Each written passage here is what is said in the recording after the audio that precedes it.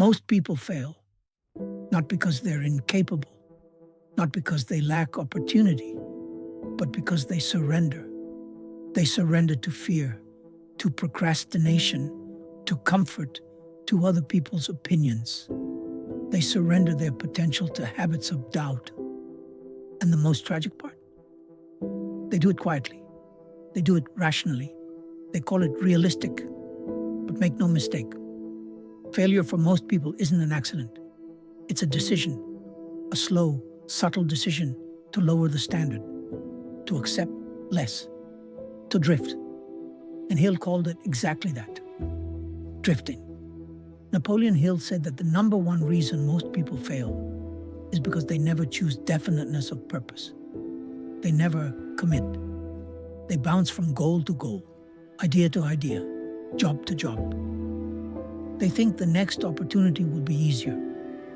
The next shortcut will be faster. But nothing in life bows to the indecisive. Nothing yields to the half-hearted. And that's why most people never rise. Not because life was unfair, but because they never burned the bridge. They never drew the line in the sand. They never said, "This is it. I will win or I will die trying." Look around. Most people are drifting. You see it in their eyes. They're alive, but they're not awake. They move, but there's no momentum. They clock in, clock out, repeat, because they've lost connection to a purpose that pulls them. They've traded vision for routine. They've traded fire for safety. But here's the truth. Drifting is the beginning of death. Hill said that clearly in Outwitting the Devil. The devil's greatest tool? Indecision, indifference, delay. If he can't kill your ambition, he'll lull it to sleep. And that's how most people lose the war. Quietly, softly, by doing nothing. But you won't. Because now you know. Now you see it. You see that success is not for the lucky. It's not reserved for the elite. It's built by the committed. Those who burn the boats. Those who walk into the storm and say, "I will not come out the same." If you want what few have, you must do what most won't. That means discipline when no one's watching. That means sacrifice when it's uncomfortable. That means consistency when it feels pointless. Because success never arrives on your schedule. It shows up only for the obsessed. Most people fail because they quit when it gets hard. They mistake discomfort for a warning sign when it's actually a green light. The pain you feel in the pursuit of greatness isn't a signal to stop. It's confirmation you're going the right way. But the average mind is conditioned to flee from pain. And that's why most people plateau. That's why they settle. Because the second things get hard, they start looking for exits. But the elite, the hungry, they lean in. They know that pressure is the birthplace of power, that adversity is the sharpening stone of destiny. Failure doesn't come from one moment. It's built in layers. It starts with one skip day, one ignored goal, one excuse, then another. Then it becomes who they are. Hill warned us, failure is seductive. It disguises itself as logic, as self-care, as balance. But success requires imbalance. It requires an all-in mentality. Not forever, but long enough to win, long enough to break the chains of mediocrity. And that's why most people don't make it. They're not willing to go long enough, deep enough, hard enough. But you will. Because you've chosen to live by a different standard. You've chosen definiteness of purpose. And once that decision is made, everything else becomes simple. Not easy, but clear. When you know what you want, and you've made the decision to have it, you stop negotiating with distractions. You stop justifying laziness. You stop seeking approval. You rise, you work, And you repeat, not for applause, not for attention, but because your destiny demands it. Most people fail because they never shift their identity. They chase new goals with the same old mindset. But you can't rise with the same beliefs that kept you stuck. You must become the person your future requires. That means killing the old habits, starving the old doubts, replacing your environment if necessary, because your surroundings shape your standards. If you stay around quitters, you'll quit. If you stay around excuse makers, you'll settle. If you want to win, you need to put yourself in a winning ecosystem, mentally, physically, emotionally. Napoleon Hill said that thoughts are things, that what you hold in your mind consistently with emotion becomes real. Most people fail because they don't guard their thoughts. They allow doubt, negativity, fear, and failure into their mental space unchecked. But your mind is a garden. If you don't plant power, it will grow weeds by default. You must saturate your mind with vision, with belief, with expectation. Visualization isn't fluff. It's architecture.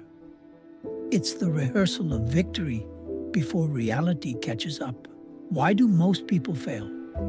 Because they wait to feel ready. They wait for motivation. They wait for signs. But success doesn't wait. Success moves toward the ones who act while afraid, who walk forward in uncertainty, who build as they go.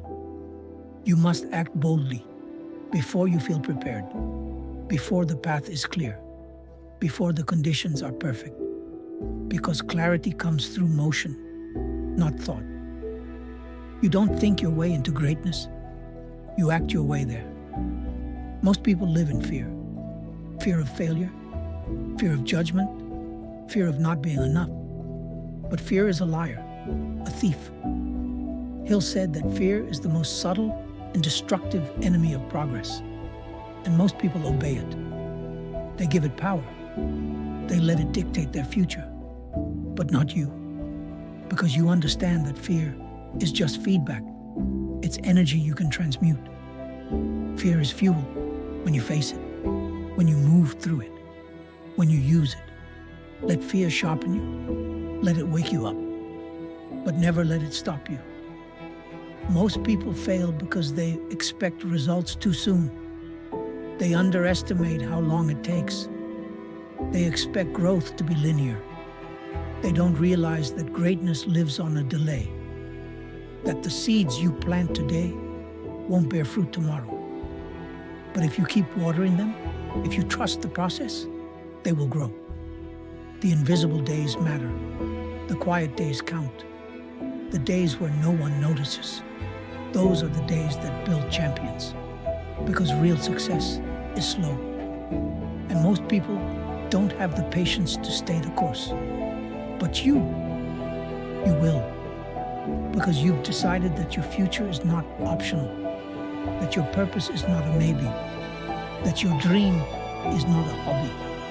You've chosen hunger over comfort, vision over excuses. And because of that, you've already separated yourself from 95% of the population. Most people won't last. They'll retreat. But you'll rise. Not because it's easy, but because it's worth it. Let the world underestimate you. Let the critics laugh. Let the doubters whisper. They only validate your power. Because the truth is this: the people who win in life are not the most gifted.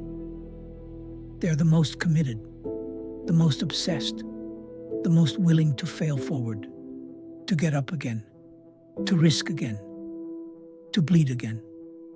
And that is you. Napoleon Hill said that every adversity carries with it the seed of an equal or greater benefit.